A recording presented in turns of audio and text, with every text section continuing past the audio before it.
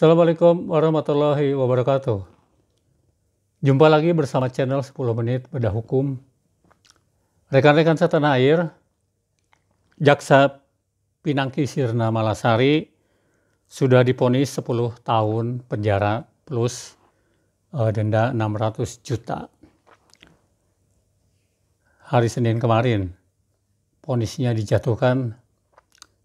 Nah, ia terbukti menerima suap dari buron kakap kasus CSI Bank Bali, yaitu Joko Chandra, untuk mengurus fatwa dari MA demi memulangkan Joko ke tanah air.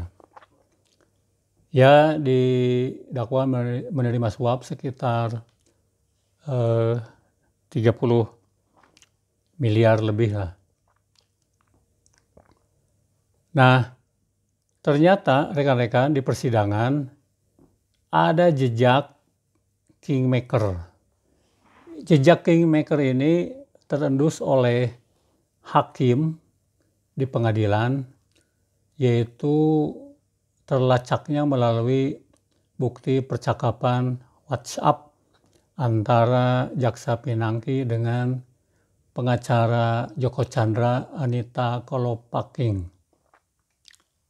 Nah, di situ disebut-sebut ada kingmaker dan hakim membenarkan ada seorang kingmaker.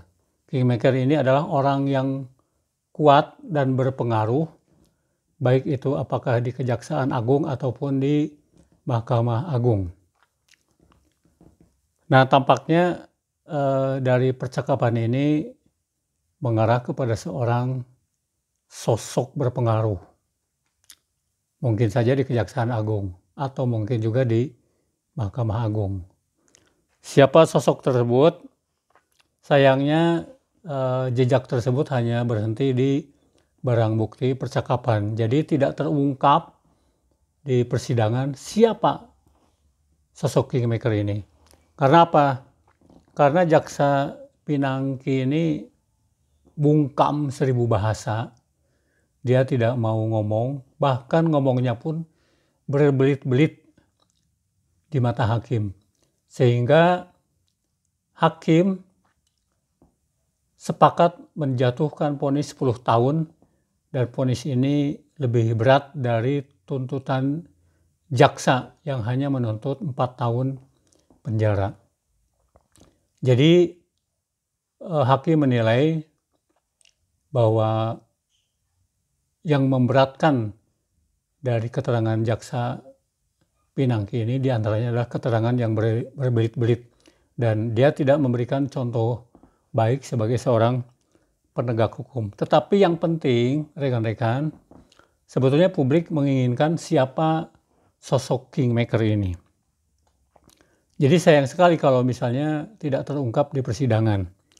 Nah, lalu bagaimana drama suap Pinangki ini? Apakah endingnya ini bakal terungkap sosok kingmaker ini atau menggantung menjadi misterius dan selamanya tertutup kabut? Ini yang membuat misteri dan menjadi penasaran.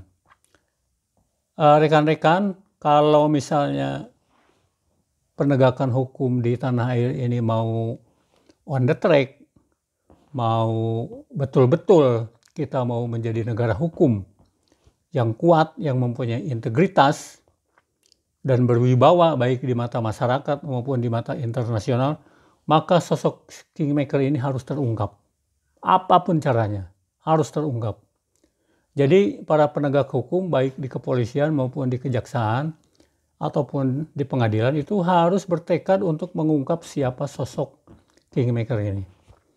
Karena kalau tidak terungkap dan tidak diseret ke pengadilan, maka sosok kingmaker ini akan terus gentayangan di lembaga penegak hukum dan akan selalu intervensi mempengaruhi kasus-kasus dan perkara-perkara yang pada akhirnya mencoreng wajah peradilan, wajah penegakan hukum di Indonesia. Nah, disitulah sejatinya Kejaksaan Agung, kepolisian, ataupun pengadilan harus menunjukkan diri, mampu membongkar siapa sosok kingmaker ini. Nah, sepanjang tidak terbongkar, rasanya pesimis penegakan hukum ini akan on the track atau berjalan di jalan yang benar sesuai dengan konstitusi. Lalu bagaimana rekan-rekan cara untuk mengungkap atau memburu sosok kingmaker ini? Kalau menurut saya minimal ada 3 cara untuk memburu siapa sosok kingmaker ini. Pertama adalah jaksa pinangki jadi justice kolaborator, yaitu dengan mengajukan diri menjadi orang yang terlibat di dalam kasus suap Joko Chandra ini dan kemudian mau rela mengungkapkan siapa saja yang terlibat dalam kasus ini.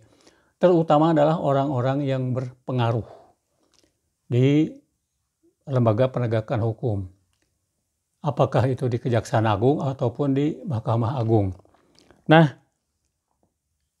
nyanyian jaksa pinangki ini akan sangat penting dan akan menjadi barang bukti di pengadilan untuk menangkap sosok kingmaker. Dengan menjadikan jaksa pinangki sebagai justice kolaborator, maka harapan untuk memburu sosok kingmaker ini akan segera terwujud. Kemudian imbalannya ya jaksa pinangki akan mendapat hukuman yang ringan, bisa saja diperingan oleh hakim. Kemudian cara kedua adalah ada political will dari Polri. Polisi terus bergerak, dalam hal ini penyidik kasus suap Joko Chandra, melakukan penyidikan dengan petunjuk percakapan WhatsApp antara pinangki dan pengacara Joko Chandra, yaitu Anita Kolopaking. Jadi Polri terus melakukan penyidikan dengan bukti di persidangan, yaitu merupakan petunjuk adanya WhatsApp antara pinangki dan Anita Kolopaking.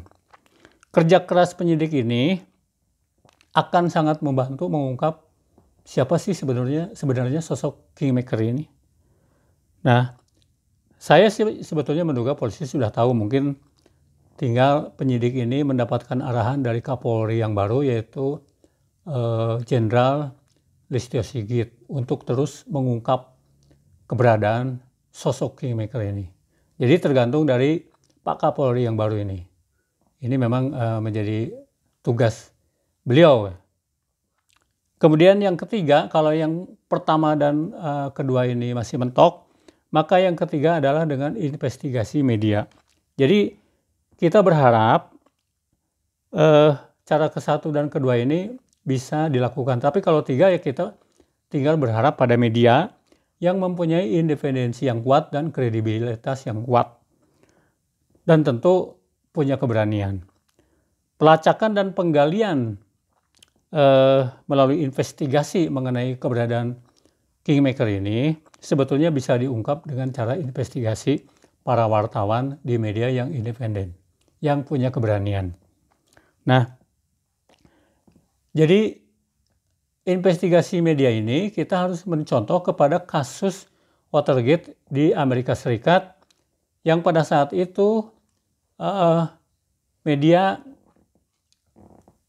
Washington Post berhasil mengungkap kasus keculasan para politikus di Partai Republik yang mencuri dokumen-dokumen Partai Demokrat, dan endingnya adalah Presiden Nixon yang untuk periode keduanya itu kemudian terguling. Dia mengundurkan diri sehingga batal menjabat untuk periode kedua kalinya. Dan beritanya tersebar kemana-mana, malah ke seantero dunia. Nah, demikian 3 cara untuk mengungkap siapa sosok kingmaker di balik kasus suap jaksa pinangki.